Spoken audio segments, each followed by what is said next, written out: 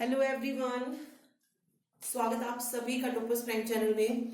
इस वीडियो में आज हम बात करेंगे DSSB के एग्जाम के बारे में कि कैसे जो है DSSB की तैयारी करें। ओके, कौन कौन से सब्जेक्ट पूछे जाएंगे, हम जो है कैसे इसमें पढ़ने वाले हैं, वो सारी चीजें जो है हम डिस्कस करेंगे। ओके, ये वीडियो जो है PRT, TGT, PGT इन तीनों का ही जो पेपर 1 होता है उसके लिए जो हम स्ट्रेटेजी डिस्कस कर रहे हैं, क्योंकि पेपर 2 जो होता है वो सब्जेक्ट से रिलेटेड होता है इनके, तो वो अलग है। तो हम यहाँ पर फोकस वही रखेंगे अपने पेपर 1 पे, क्योंकि पेपर 1 का जो सिलेबस होता है तीनों ही लेवल का वो बिल्कुल सेम होता है। ठीक है, सेम सब्जेक्ट्स पूछे जाते हैं।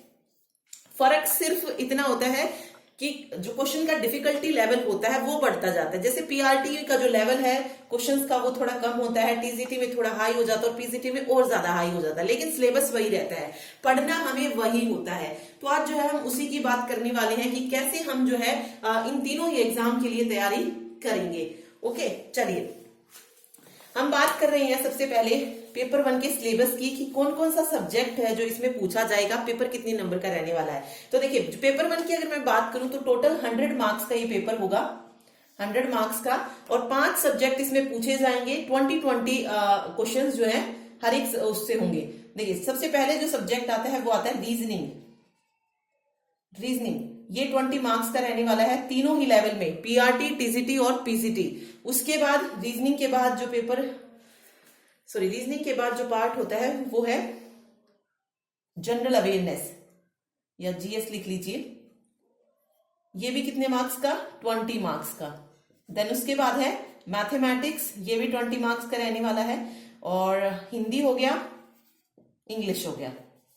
ठीक है, ये 5 सब्जेक्ट जो है पूछे जाते हैं पेपर 1 में, और पांचों के पांचों 20-20 नंबर के होते हैं। ओके, देखिए सबसे पहले हम बात कर रहे हैं रीजनिंग की। तो रीजनिंग को जो है हम टॉपिक वाइज कवर करेंगे, विद क्वेश्चंस करेंगे जो कि प्रीवियस उसमें पूछे गए हैं, जो टॉपिक्स उसमें पूछे गए हैं। देखिए सारे वही मतलब रीजनिंग हर एक पेपर में सेम ही आती है, कोई भी टॉपिक उठा लीजिए वही आएगा। इसमें सीरीज आ गया, रिलेशन वाले क्वेश्चन हो गए, या फिर फिगर काउंटिंग हो गया, ठीक है, स्टेटमेंट्स वाले हो गए, ठीक, मिरर इमेज, वाटर इमेज, ये वाली चीज हो गई। ओके, तो रीजनिंग हम करने वाले हैं स्टेप बाय स्टेप, एक एक चैप्टर करेंगे। ओके, कोशिश करेंगे कि डेली जो है हर एक सब्जेक्ट को हम टाइम दे सके, हर एक सब्जेक्ट को टाइम दे सके, चाहे GS है, चाहे मैथ है, हिंदी है, इंग्लिश है, हर सब्जेक्ट पे हमें पकड़ रखनी है, क्योंकि ये 100 मार्क्स हमें लेनी है। ओके, 100 में से 100 ना सही, लेकिन हमें कम से कम 80 से अबव तो रखना है अपना स्कोर। तो हमें जो है पांचों सब्जेक्ट्स को अच्छे से प्रिपेयर करना है। ठीक है, तो ये तो हो गया रीजनिंग का।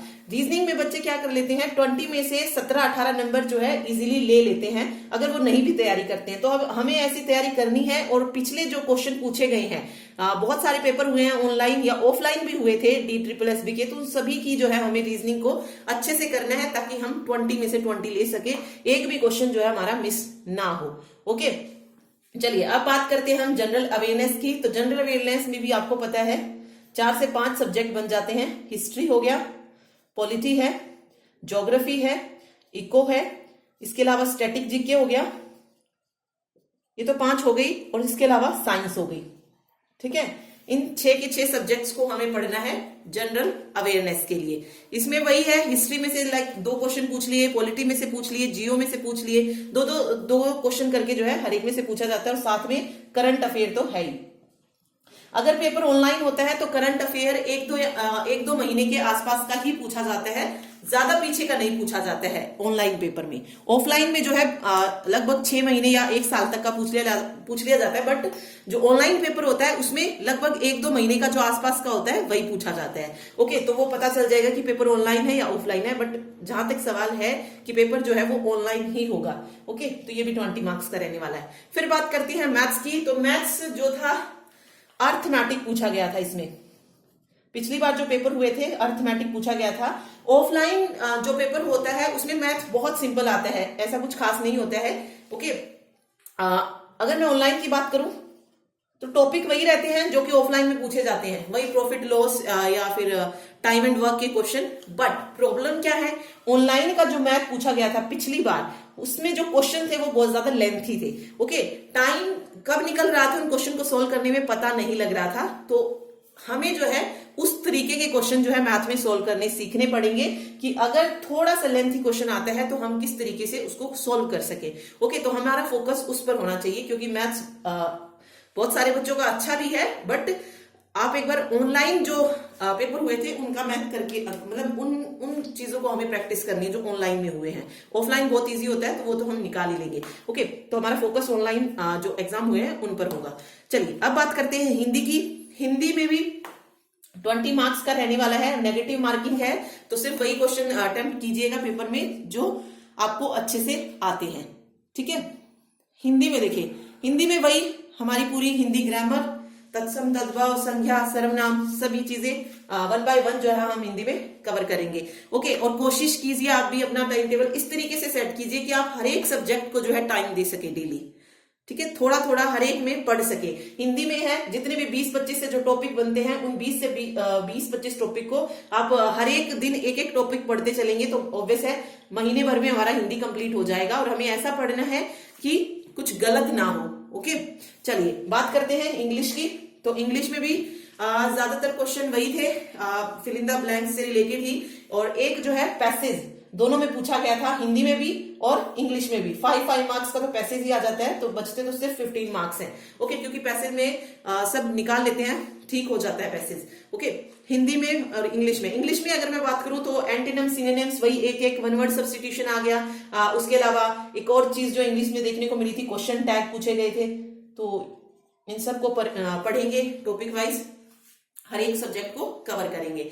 ओके, तो ये पूरी स्ट्रेटेजी रहने वाली है DSSB के फर्स्ट एग्जाम के लिए। पहला पेपर जो होगा तीनों ही लेवल का, इन तीनों के अलावा PRT, TCT, PGT, इसके अलावा DSSB के जो भी क्लर्क वगैरह के एग्जाम है उसके लिए भी यही स्ट्रेटेजी है, क्योंकि उसमें भी सेम पेपर होने वाला है। ओके, सेम सब्जेक्ट रहेंगे, तो उनके लिए भी ये इंपॉर्टेंट है।